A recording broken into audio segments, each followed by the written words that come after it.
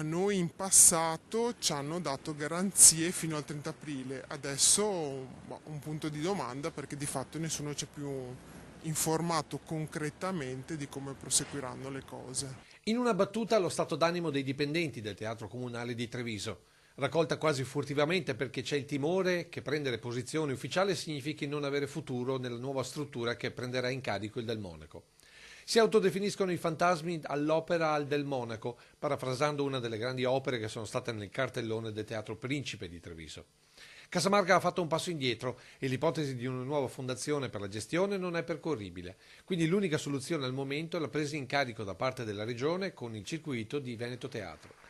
Tutto questo sopra le teste dei dipendenti, senza rappresentanza sindacale, che le notizie sono costrette ad apprenderle dalla stampa anziché dalla dirigenza. Noi apprendiamo le notizie dai giornali, siamo molto fiduciosi che tutta questa positività che viene descritta davvero ci riguardi, ma di concreto non sappiamo nulla. E qui si parla del futuro di 12 famiglie, tra personale tecnico, biglietteria e amministrativo, che sperano di superare il 30 aprile, data di chiusura bilancio della Teatri Spa, con un'opera già in calendario a Ferrara.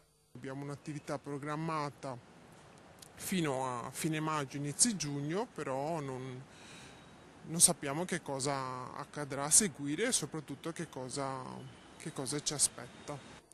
Insomma, in questo limbo di indicazioni ufficiali tutti sperano nelle nozze di Figaro, esportato in Emilia, per dare continuità al Del Monaco, prima che dall'opera buffa si passi alla tragedia di un sipario chiuso per sempre.